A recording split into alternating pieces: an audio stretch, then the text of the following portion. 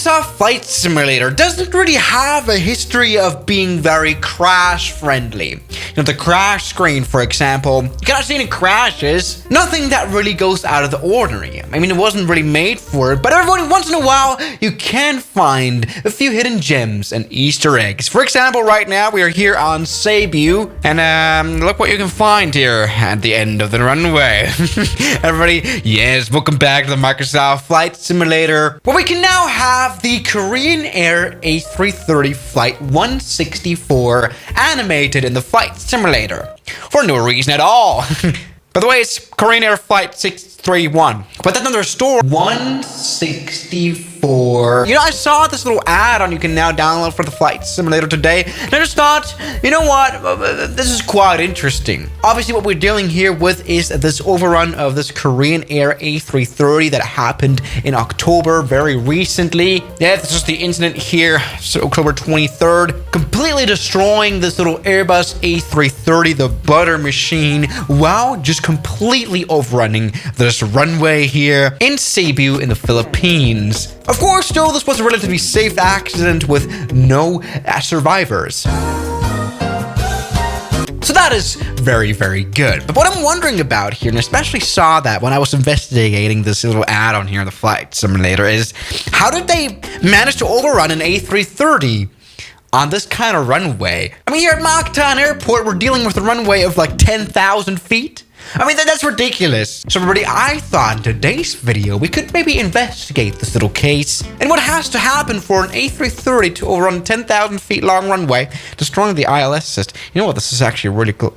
I'm not quite sure about the plastic cherry, but this is a cool little add-on. Anyway, welcome back, everybody, to Accident Investigation with Swiss01. And now we're spawned into the infamous A330 from Korean Air that's, you know, crashed there. And we've already kind of loaded up the scenario of this landing. Of course, what was responsible for all of this was bad weather after all. Flight 631 was coming in from Incheon in South Korea into the Philippines. And well, first of all, it was night. I've now set it into daytime to make it a bit more observable. What was troubling was definitely some thunderstorms that were coming in. High winds, sheer wind shears.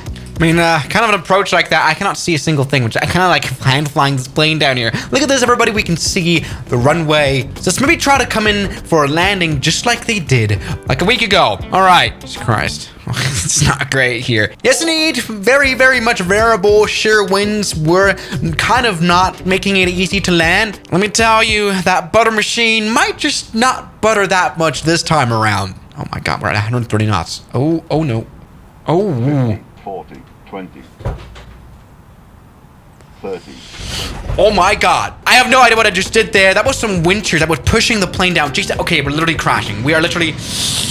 Oh, Jesus. Yeah, you know, I kind of done an overkill on the winds. 35 knots. Normally, any flight would be aborted in this scenario. But the thing is, my landing that I just did wasn't so far from what happened in real life. What definitely happened was that there was an attempt to land, but there was a go-around that happened. So no, it didn't work on the first try to land the plane down here in real life.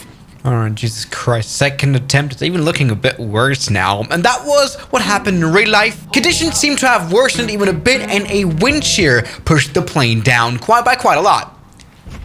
Oh my God, maybe not that much. Maybe not that much of a nose landing gear crash here either. Oh, it's gonna happen the second time.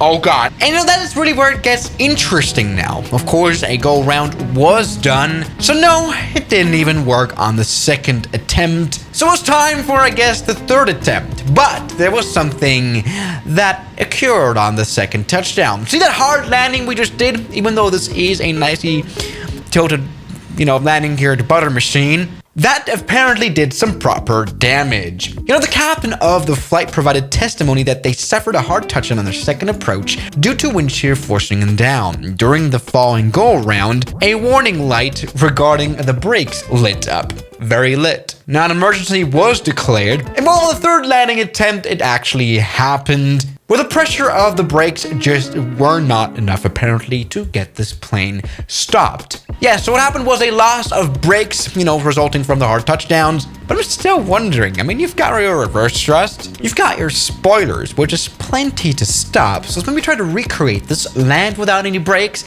and see if we're able to stop before the runway ends.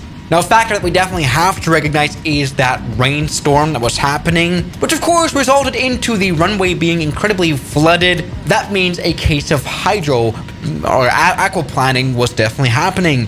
So, can we recreate that here, please? Here we go. All right, here we go. Look at that body of water. All right, here we go. It's coming for a bit of a landing here. All right. Now, as you can see, there's lots of factors that go into an overrun of such a huge runway. I mean, here on the third attempt, first of all, one rule, not use the brakes. That's going to be interesting. Also, we're still dealing with that high wind, which will, kind of force us to put on more speed here on this approach. So a faster landing has to be done, just, not to be able to die in a wind shear. All right, here we go. Oh yeah, okay, that's been a relatively early landing. Maybe I think in real life they might have not landed this early. Here we go, now stopping here. As you can see, the brakes are faulty. We are stopping relatively slowly considering this is an A330. We only have the reversing power here, so let's give full reverse. Oh no, not full toga, oh Jesus. All right, you can see, yeah, this plane does need a bit of a runway. I cannot seem to activate reverse thrust, which is probably not what happened in real life. There we go, come on, go full reverse. Which does seem to be even that. It doesn't work with this A3, but we're going 40% reverse, and as you can see, it's working very effectively. So we are not really ending up like that A330, are we? This is interesting. Probably what was the factor was an extremely late touchdown zone. I mean, honestly, the pilot must have landed like right here. I mean, obviously, I wasn't there. I don't really know. Here we go. Maybe let's try landing way behind touchdown zone, which maybe would have been another reason for a go around. But on the other side, of course, I do understand after 2 attempts you don't want to go around another time. But here we go, even that kind of does work pretty well. Yeah, that's a long runway. But everybody's like, most accidents in real life you can't really recreate it well in the flight simulator. And so that's the story behind this A330 here in Cebu.